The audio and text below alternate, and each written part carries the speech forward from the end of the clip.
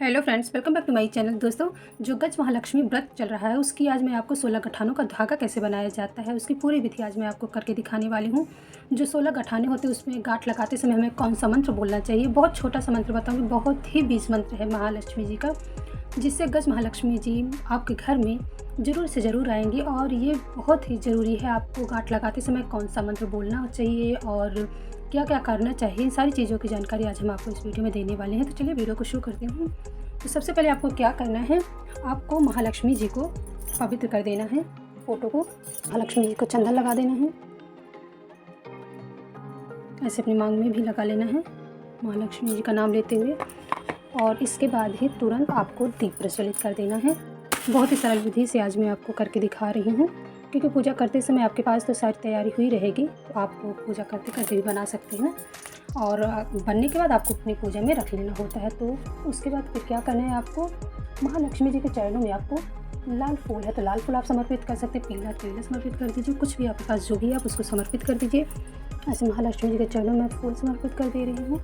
उसके बाद आपको क्या करना, धूप दीप जी दिखा देना। तो मैं दीप प्रज्वलित कर दी, लेकिन धूप में ये निकाल के रखी, मैं नहीं जला सकती क्योंकि बहुत धुआं होने लगता है, मैं बोल नहीं पाती हूँ, मुझे बहुत प्रॉब्लम होने लगती है, इसलिए मैं धूप बत्ती नहीं जला रही हूँ, इसको मैं साइड ही रख देती हूँ ऐसे। उसके बाद आपको क्या करना है, कलावा ले लेना है। ऐसे बहुत थोड़ी सी सामानों में आपको मैं पूरी विधि करके दिखा दूँगी कैसे आपको वो डोरा बनाना है। उसके बाद आपको क्या करना है, दीप को भी आपको फूल अक्षत चढ़ा देना है। फूल चढ़ा दे रही हूँ। फूल चढ़ाने के बाद फिर आपको थोड़ा सा जल से छिड़काव कर देना है। फिर आपको थोड़ा सा माँ लक्ष्मी को भोग अर्पित कर देना है। दीप को अर्पित कर दें, ये मैं भोग ले रखी हूँ, ऐसे अर्पित कर देना माँ के चरणों में। माँ जी आपकी रक्षा करें। उसके बाद आपको ध्यान देते हुए बहुत ही सरल तरीके से आपको बता रही हूँ, आपको ऐसे कलावा ले लेना है। कलावा लेने के बाद आपको उस हिसाब से लेना है जिस हिसाब से आपको बाजू में पहनना है 16 गठाने लगा के, तो आप वो बाजू के हिसाब से ले लीजिए। अगर आपको अपनी कलाई में बांधना है ऐसे, तो आपको अपने कलाई के हिसाब से आपको धागा लेना। ये देख रहे हैं आप, ये 4 तार वाला धागा, तो आपको उस हिसाब से लेना। तो ये मैं 4 बार फोल्ड कर ले रही हूँ। ऐसे 2 हुआ, ये 3 हो गया और ये 4 हो गया। 4 चौक 16 हो गए ना, 16 तार हो गए। और इसी तरह आपको तोड़ लेना है। अब इसको बहुत ही सरल विधि से मैं आपको करके दिखाऊं कैसे आपको गांठ लगाना है। ऐसे पकड़ना है, ऐसे पकड़ करके आपको ऐसे करके एक गांठ मार देनी है महालक्ष्मी जी का नाम लेते हुए। लक्ष्मी जी का बीज मंत्र है श्रीम।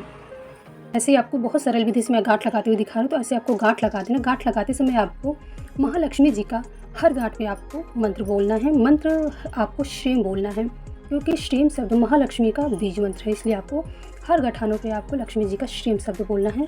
तो ऐसे आपको लगाते हुए, ऐसे ध्यान देते हुए आपको 16 गठाने लगा देनी है। ये देख लीजिए 2 हो गई श्रीम। ऐसे ही आपको 16 गठाने लगानी है। तो इस तरह से आपको 16 गठानों वाला डोरा बना लेना है।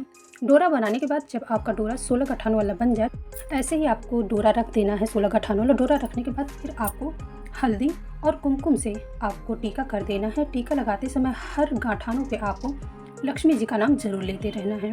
लक्ष्मी जी का बीज मंत्र है, बहुत ही छोटा मंत्र आपको मैं बता रही हूँ, क्योंकि मंत्र तो बहुत सारे हैं, लेकिन आपको बहुत छोटा मंत्र बता रही हूँ ताकि आप भूलो नहीं। आप हर बार उस मंत्र का जाप करते हुए हर गठानों पर आप टीका चंदन कर दीजिए और हर गांठ लगाते समय आप मंत्रों का जाप कर लीजिए।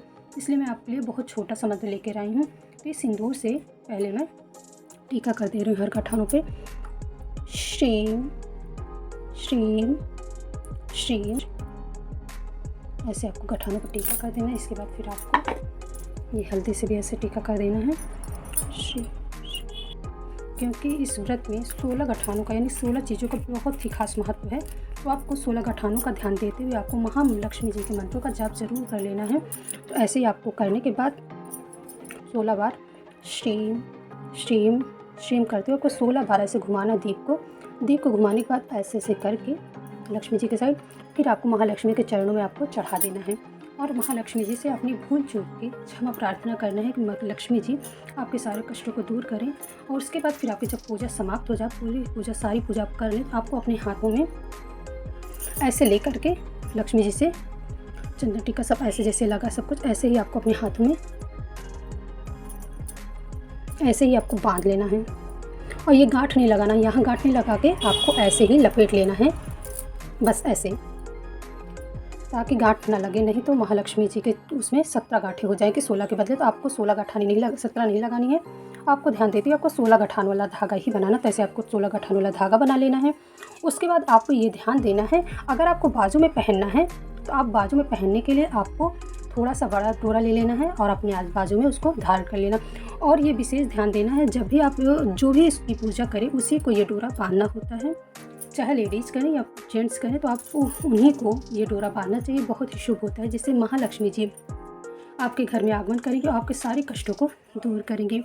दोस्तों, इस प्रकार से ये डोरा बनाया जाता है। आपको ये वीडियो कैसे लगी? अगर वीडियो पसंद आई हो तो मेरे चैनल को लाइक शेयर सब्सक्राइब ज़रूर करें। Thank you.